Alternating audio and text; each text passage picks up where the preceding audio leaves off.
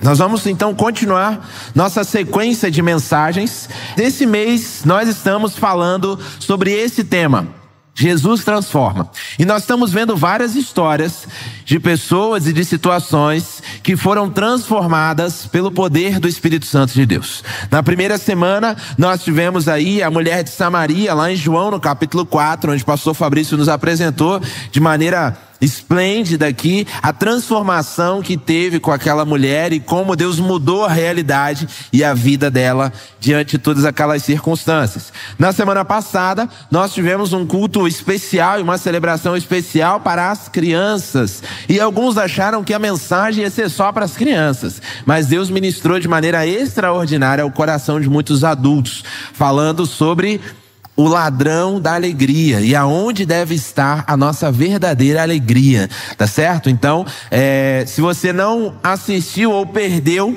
volta lá no YouTube que tudo está disponível lá para você poder assistir essas ministrações. E hoje nós vamos falar de mais uma transformação.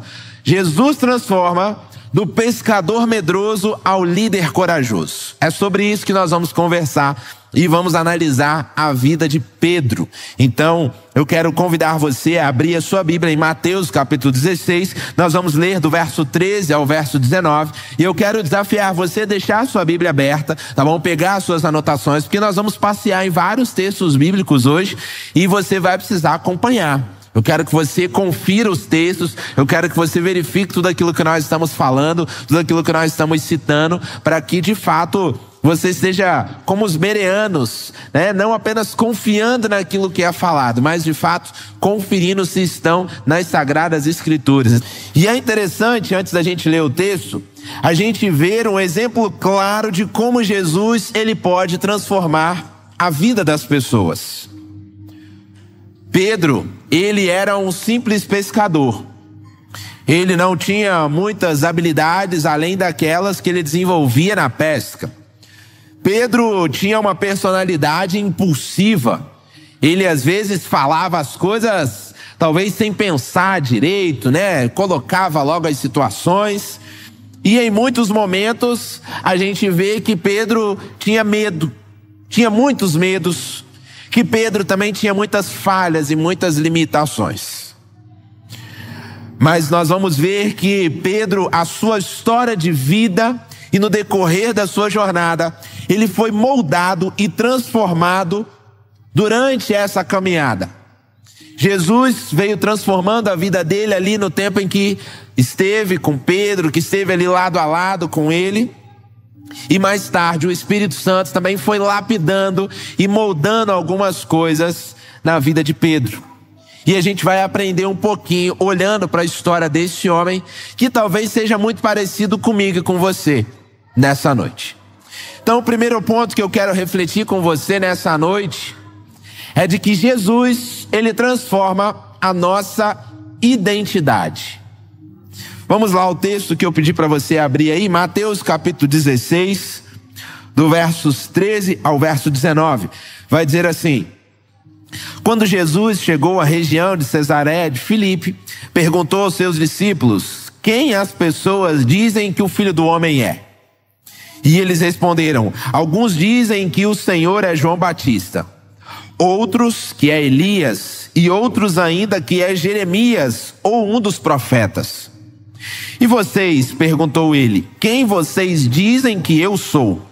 Simão Pedro respondeu: o Senhor é o Cristo, o Filho do Deus vivo. E Jesus disse: que grande privilégio você teve, Simão, filho de João. Foi meu Pai no céu quem lhe revelou isso. Nenhum ser humano saberia por si só.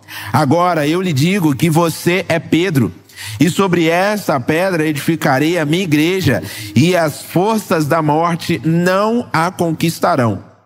Eu lhe darei as chaves do reino dos céus. O que você ligar na terra terá sido ligado no céu, e o que você desligar na terra terá sido desligado no céu. Jesus, nesse momento, ele muda não apenas o nome de Simão para Pedro, mas ele também demonstra a visão que Jesus tinha da vida de Pedro. Jesus enxergava em Pedro um grande potencial. Ele já enxergava em Pedro como um líder, como aquele que iria anunciar o evangelho a muitas pessoas. Como nós costumamos dizer aqui na igreja, Pedro já seria ali o líder em formação de Jesus. Jesus já olhou para ele e falou assim: rapaz, eu vou investir nesse cara aqui, que ele tem futuro, ele vai para frente. E ele então enxerga esse potencial, que depois nós vamos ver o que Pedro faz ao longo da sua jornada. Mas nesse momento nem Pedro mesmo consegue enxergar o potencial que ele tinha e como Jesus estava acreditando na vida dele. E é interessante que Pedro, ele era impulsivo. E muitas das vezes ele acabava falando sem pensar. E ele foi chamado para cooperar nessa obra de expansão do evangelho. Mas ele tinha algumas situações onde a gente vê as limitações e as falhas de Pedro.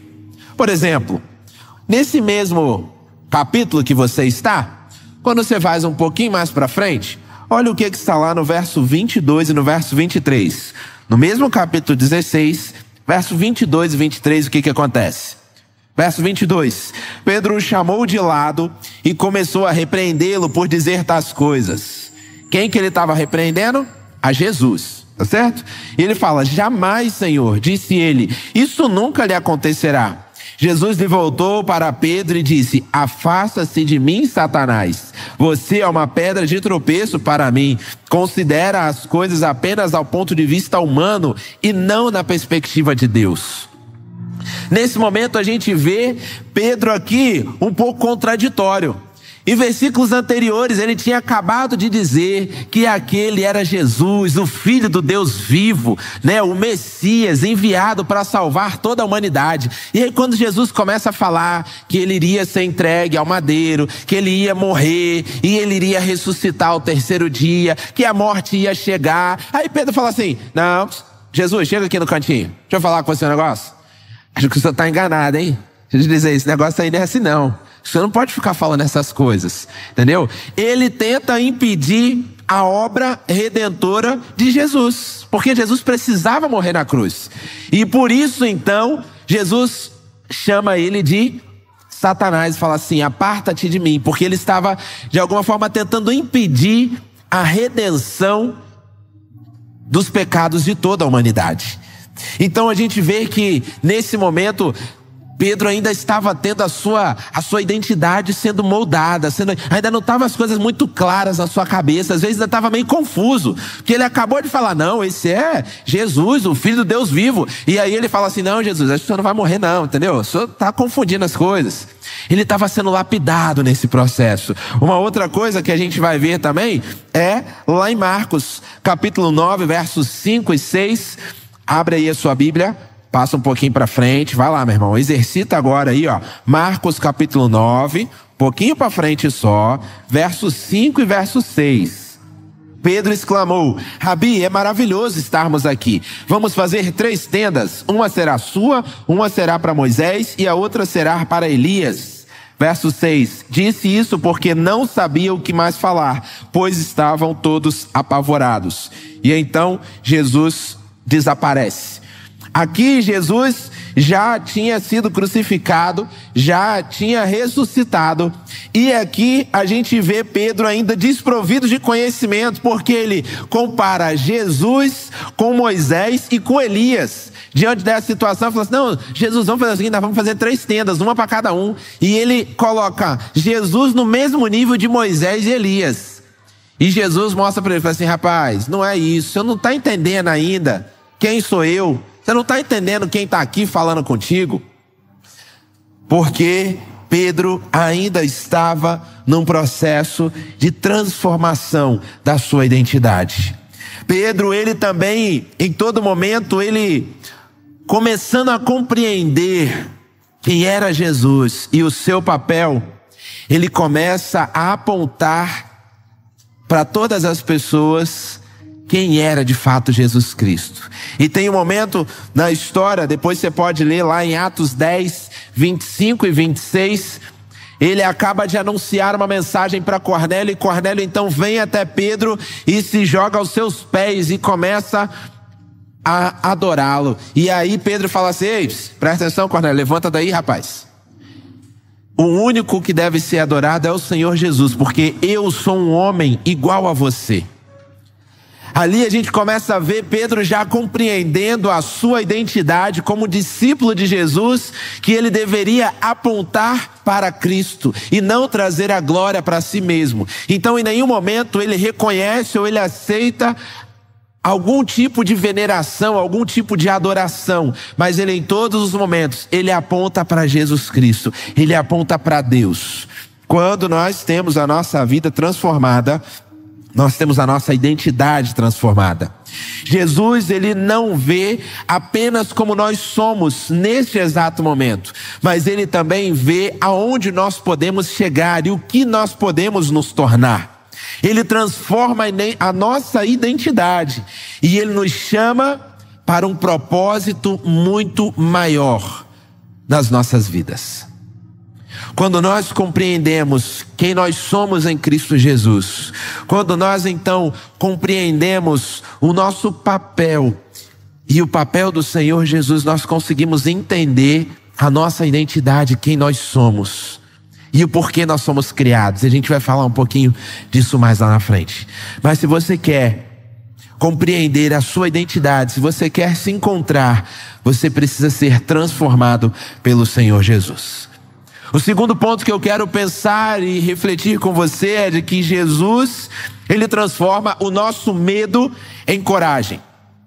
E aí eu quero destacar aqui alguns episódios bíblicos que eu tenho certeza que você conhece muito bem.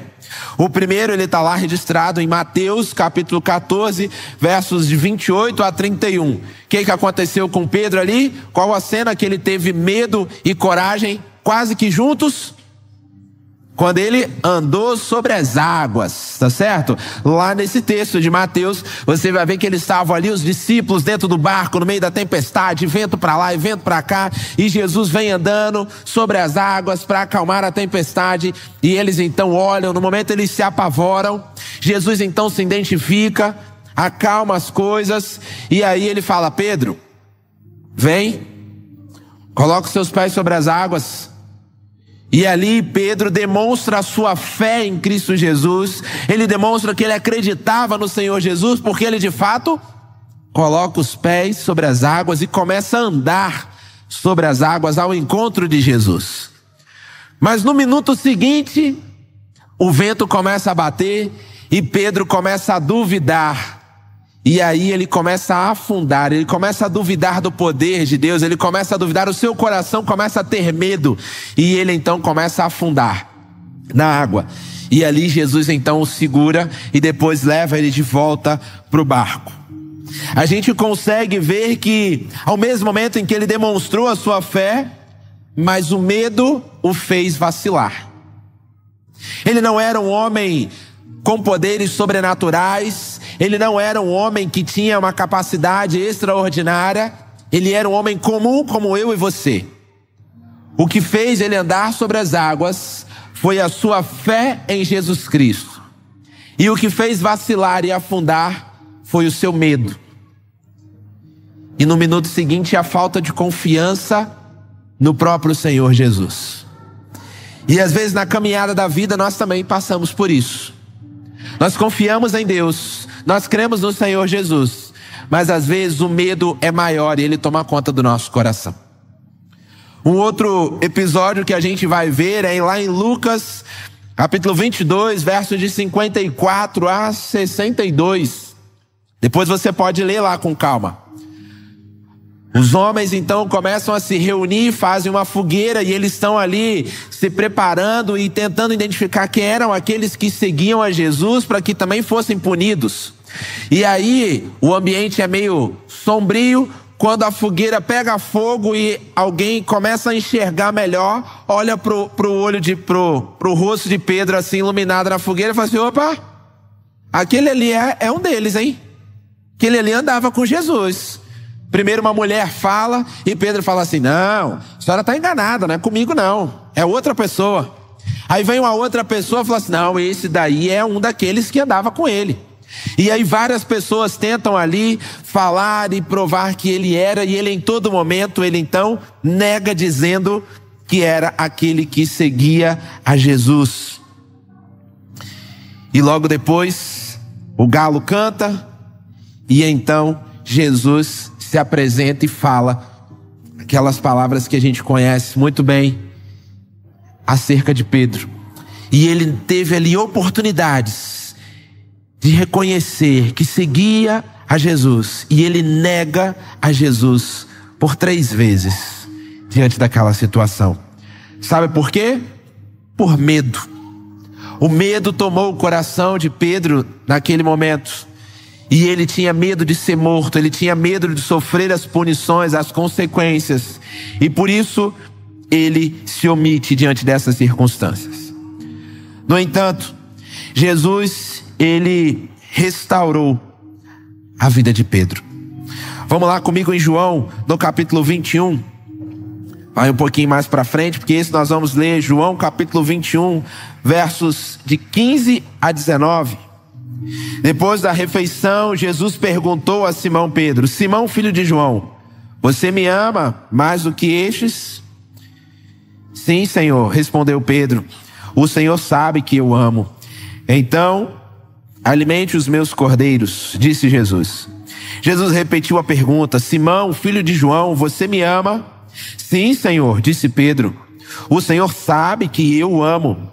Então, cuide das minhas ovelhas, disse Jesus. E pela 3ª vez ele perguntou: Simão, filho de João, você me ama? Pedro ficou triste porque Jesus fez a pergunta pela 3ª vez e disse: o Senhor sabe de todas as coisas, sabe que eu amo. E Jesus disse: então, apacenta as minhas ovelhas. E eu lhe digo a verdade: quando você era jovem, podia agir como bem entendia, vestia-se e ia onde queria.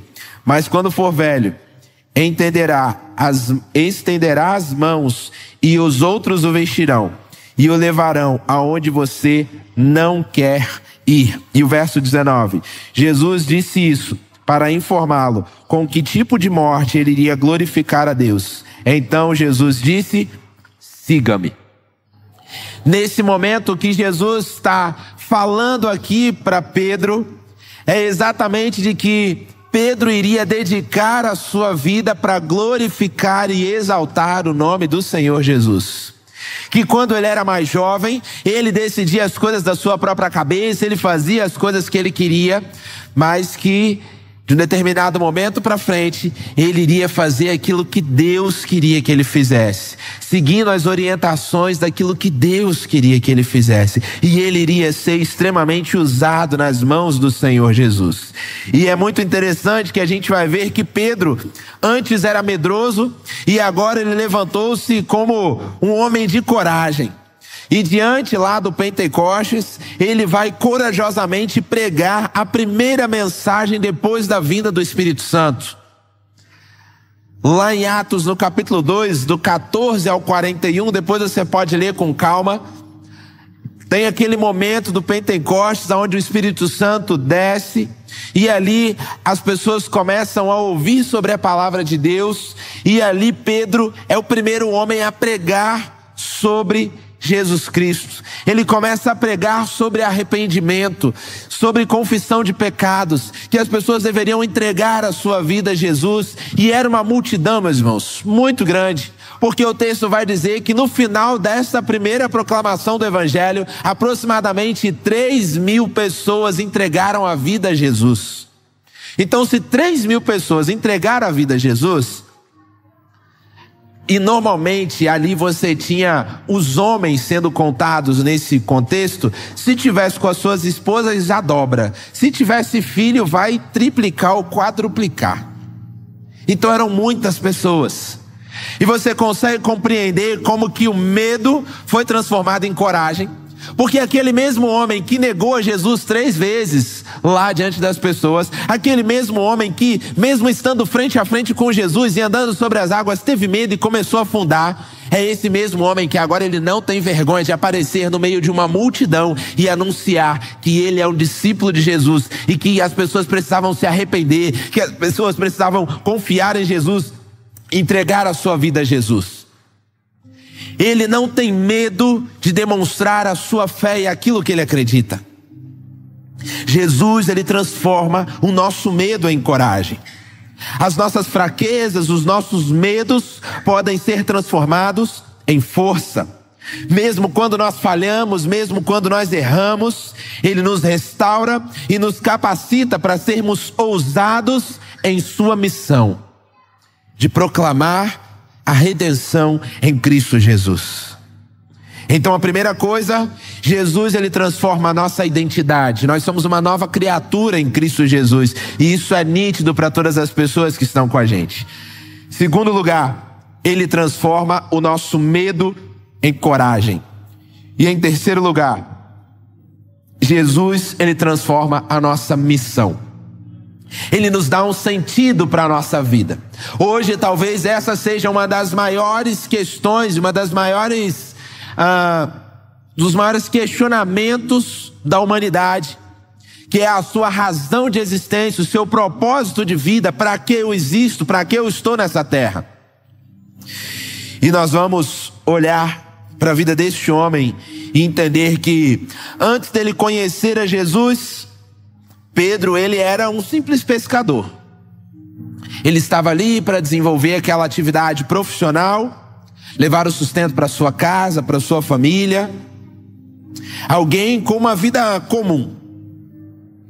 No entanto, Jesus o chama para ser pescador de homens, como está registrado lá em Lucas capítulo 5, versos de 10 a 11. Jesus o convida para deixar as redes e segui-lo e fazer a diferença na vida de outras pessoas.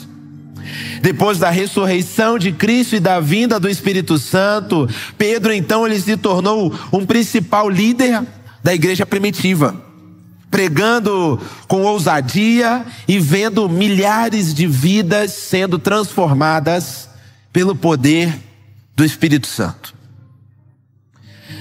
Pedro então compreendeu que a sua missão de vida era glorificar o Senhor, fazer discípulos e anunciar as boas novas do Evangelho. Todas as outras coisas eram secundárias. Todas as outras coisas estavam em segundo, em terceiro plano. Quando nós temos a nossa vida transformada, nós começamos a entender qual é a nossa razão de existir, ou porque nós temos o fôlego de vida, que é para glorificar a Deus, que nós somos criados à imagem e semelhança de Deus, com todas essas características e com todas essas falhas e essas limitações, para glorificar e exaltar a Ele. E em segundo lugar, a gente tem o nosso trabalho. Em segundo lugar, a gente desenvolve uma carreira profissional e se sente realizado e feliz com aquilo que a gente faz. Em segundo lugar, a gente constrói a nossa família, constrói relacionamentos, tem os nossos filhos, vê os nossos netos crescerem, e isso também traz alegria no nosso coração. Em segundo lugar, a gente inclusive tem o nosso fôlego de vida todos os dias. Porque isso que parece tão simples que você está fazendo aí agora, que é o fato de você respirar, é o Senhor que dá. Porque Ele diz que a nossa vida ela é como um vapor. Ela é algo muito frágil. E ela pode acabar num instante. Então toda a nossa vida deve ser para glorificar o Senhor. Quando nós compreendemos que o local onde nós estamos, o trabalho onde nós estamos lotados, a entidade pública onde nós estamos servindo, a universidade onde nós estamos estudando, o local onde Deus nos colocou, ali é o nosso campo onde nós devemos em primeiro lugar glorificar ao Senhor. Tudo faz sentido. Tudo começa a ter mais propósito na nossa vida, porque nós estamos glorificando a Ele. E de maneira natural, Ele vai nos abençoando e as outras coisas vão sendo acrescentadas dia após dia. Agora, quando a gente inverte essa missão e a gente acha que é o desenvolvimento profissional, é alcançar tal posição, aí você passa no primeiro concurso, né? Você fala assim, não, eu vou fazer um concurso para trabalhar 8 horas, aí depois fala, agora eu vou fazer um para trabalhar 6. Fala, não, agora eu vou fazer para trabalhar 4. Aí você consegue, chegou naquele nível que você queria, você desenvolveu a sua carreira, você já viajou, já conheceu vários lugares, já comprou a sua casa. Aí depois fala assim, não, agora eu tenho que comprar um carro. Aí você compra o carro, você fala assim, não, mas agora eu preciso ter 2 carros. Aí não cabe, aí você tem que comprar uma casa maior. Aí assim a gente vai e chega um momento que fala assim, mas e aí? Quem que resolveu? Como é que está o meu coração no final disso tudo? Você deita e por mais que você se sinta de alguma forma realizado com aquelas coisas, essa realização não é completa. Ainda tem um vazio no seu coração. E esse vazio só é preenchido em Cristo Jesus. Quando nós compreendemos a nossa missão de vida, o papel pelo qual nós fomos criados. Quando Jesus ele nos transforma, muda a nossa missão de vida. Não somos mais apenas indivíduos com objetivos pessoais, mas nós nos tornamos parte de um propósito eterno, de glorificar a Deus, de fazer discípulos e de compartilhar o Evangelho de Jesus. Por isso eu quero convidar e incentivar você nessa noite a olhar para a sua vida e refletir sobre como tem sido a sua jornada de fé. Assim como Pedro, você pode estar enfrentando desafios, você pode estar enfrentando medos, como Pedro enfrentou. Talvez em algumas circunstâncias você tenha até mesmo negado a Jesus. Talvez em alguns momentos você pode até mesmo ter negligenciado, você pode ter ficado calado, as oportunidades surgiram e você não falou daquilo que deveria ter dito.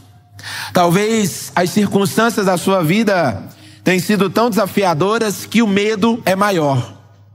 Você confia em Jesus, você crê em Jesus, aí você dá o primeiro passo sobre as águas, aí você dá o segundo passo sobre as águas, mas aí o medo vai tomando o seu coração, o medo vai tomando o seu coração e você começa a afundar.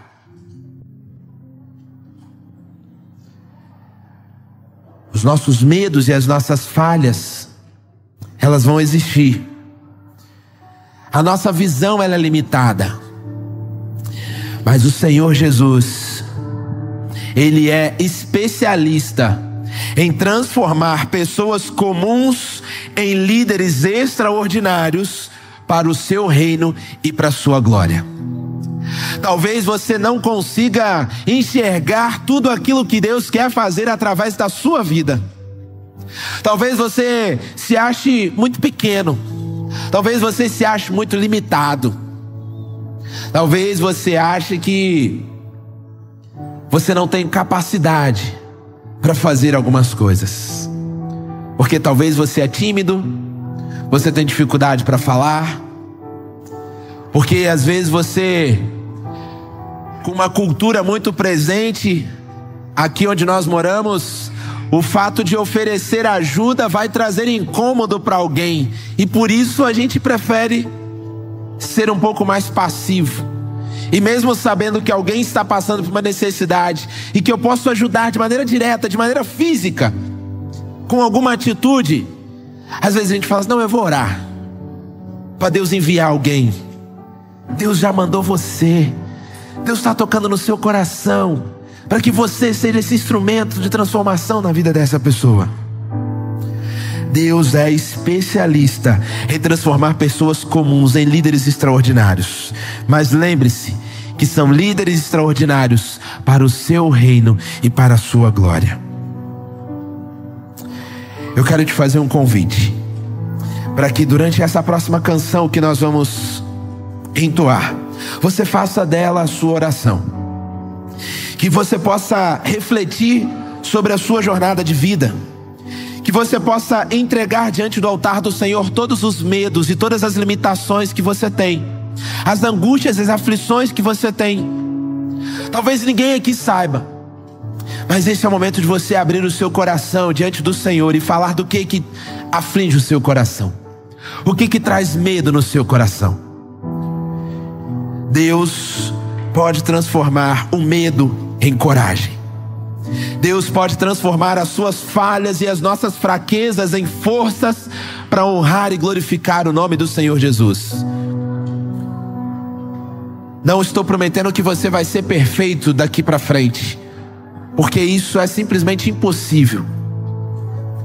Mas se você deixar Jesus transformar o seu coração, Ele pode transformar as suas fraquezas e as suas falhas em forças para glorificar o nome dEle.